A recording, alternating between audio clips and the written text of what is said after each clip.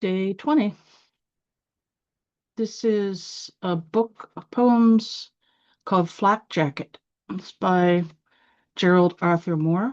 It's published by Now or Never Publishing in 2024. The same publisher as yesterday's book.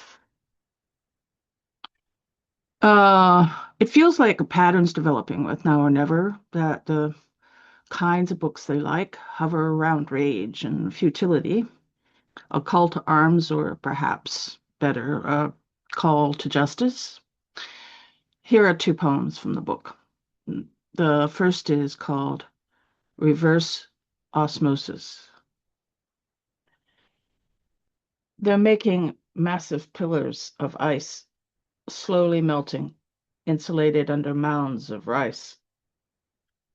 Outside the factory, children lay in a shallow channel where water runs.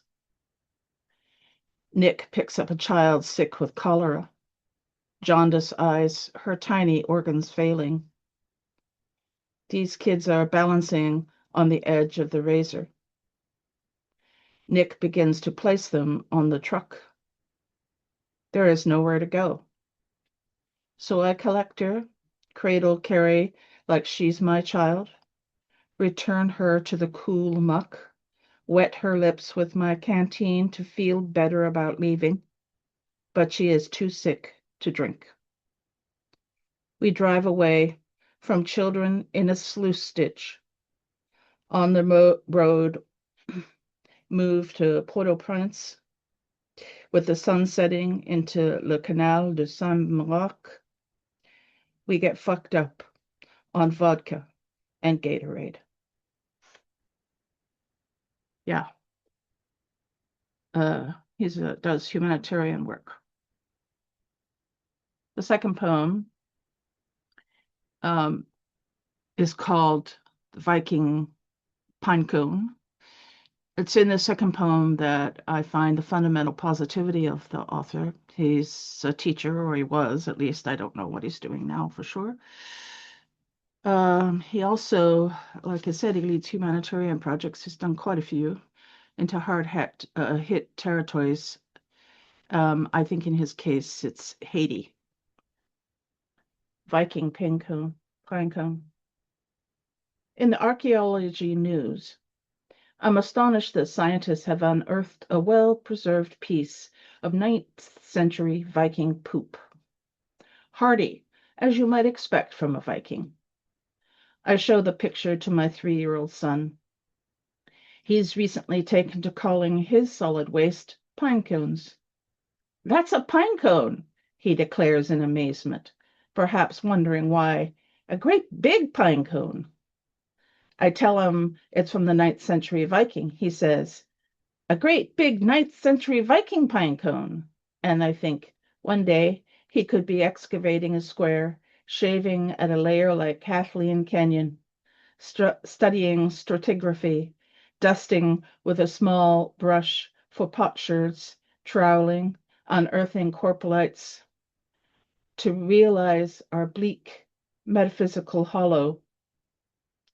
We are all destined for the same ossuary, desiccating in the bone box of time after a poem is recited, for a brief reprieve from the contingent, offering us something we don't have in life, a beginning and an end.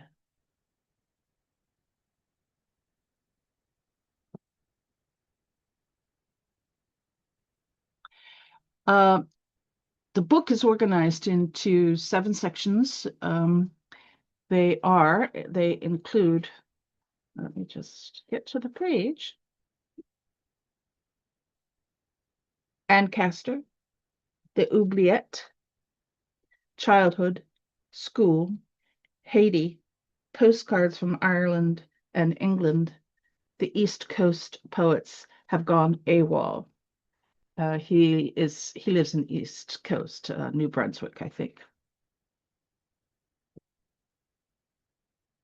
He has a sense of humor, as you've heard here. I get it. Sometimes it's all you can do in the bleakness and the darkness. Being working humanitarian things, and being in the with the really poor is very difficult to do over long periods of time. So very difficult not to do if you have a sense of reality.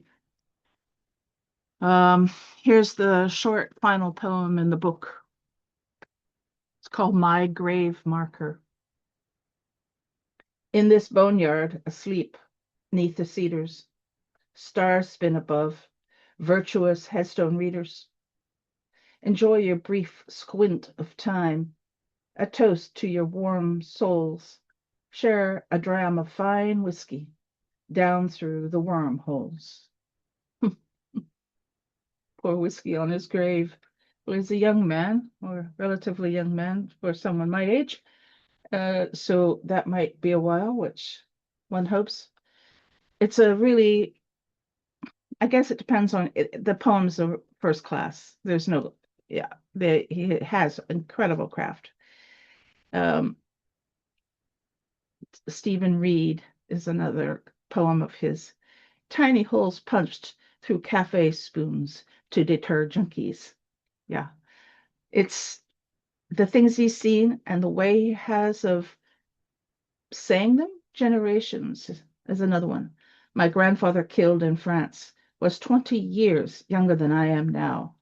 His hollow, broken skull buried in the Canadian cemetery at Benny-sur-Mer. Yeah, it's what he looks at and how he looks at it. It is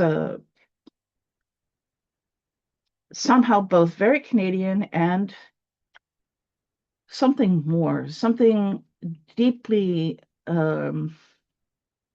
pan-European in a way, that his identity has crossed over the nationalist boundary that is causing so much trouble for uh, the world right now. Anyway, it's definitely worth reading. Um, and I think, to be honest with you, it deserves more than a single day. That's it. See you tomorrow.